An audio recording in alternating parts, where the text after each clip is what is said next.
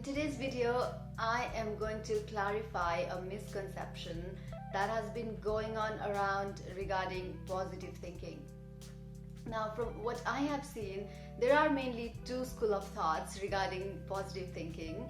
The first school of thought seems to think that positive thinking is a solution to everything. So something happens and their first instinct is to suggest the other person to think positive. The second school of thought are the people who are fed up with the first school of thought, and they are just so tired of hearing think positive all the time, and they know that it's not a useful advice, at least not in all situations. And there is in fact a meeting point to these two schools of thoughts, and that is what I am going to tell you in today's video. So first of all, the problem I think with positive thinking is that there is no proper definition of positive thinking, right? So when a person is advising someone else to quote unquote think positive, they themselves don't know what they are talking about.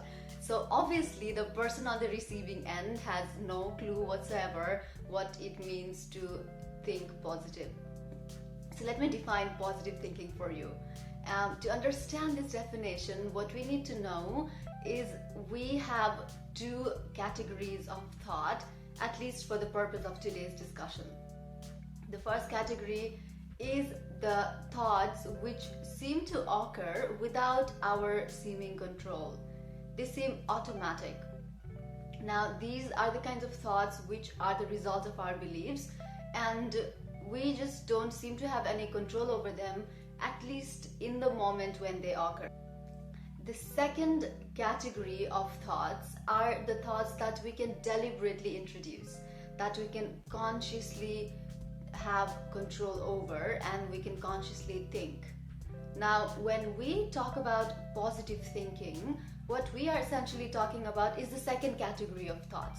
The thoughts that we have control over, the thoughts that we can deliberately introduce over the negative thought, okay? So that's what we mean by positive thinking. Now, it's important to understand the idea of deliberately introducing a positive thought over a negative thought for two reasons. Well, the first reason is that at least knowing this definition, we know that we have some form of control to at least some of our thoughts, right? We may not have control over the automatic thoughts that have come as a result of our past held beliefs, but at least we also have access to this other category of thoughts. So when we know that, we don't get carried away by these negative thoughts, because the problem with negative thought is not the thought themselves, okay? Negative thoughts are very natural and also helpful in most cases. The problem with negative thought is when we get carried away by these thoughts. So when we understand that we have access over the second category of thoughts, which we can deliberately introduce over the first category, then we feel in control, at least in some aspects. So that is one benefit of understanding the distinction between the first and the second category, okay?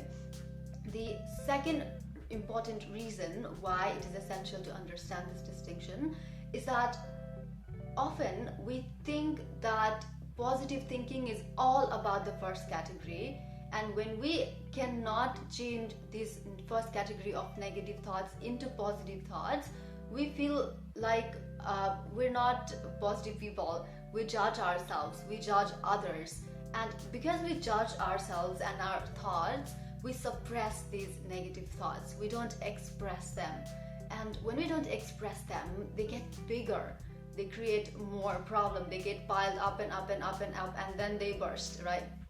So these are the two reasons why it's important to understand the distinction between the first category and the second category, and to understand that positive thinking has nothing to do with the first category. If you are thinking negative at this moment, this thought that you're having has nothing to do with positive thinking, okay?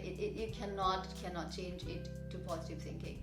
And you don't even have to change it to positive thinking, because oftentimes the only positive thought, the second category of positive thought that you need to introduce over the negative thought is that I am having a negative thought at this moment and it's okay. Even this thought that it is okay to have a negative thought is a positive thought in itself, and it will not let you spiral into these other negative thoughts, because you just stay with this one negative thought and you're okay with that. You don't judge yourself, you don't try to suppress it, because if you try to suppress it, you add another layer of negative thought, and then you cannot suppress it, so then you add another layer, I cannot suppress it, and then it just goes on and on and on and on, right? So just saying that it is okay to have a negative thought is already positive thinking.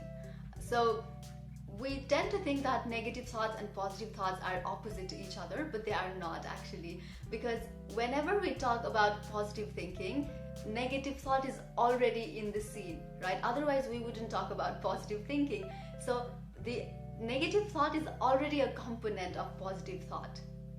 So this is what I wanted to discuss in today's video. I hope that it clarifies the concept of positive thinking a bit, at least. And remember that allowing yourself to think negative is actually a positive thinking, okay?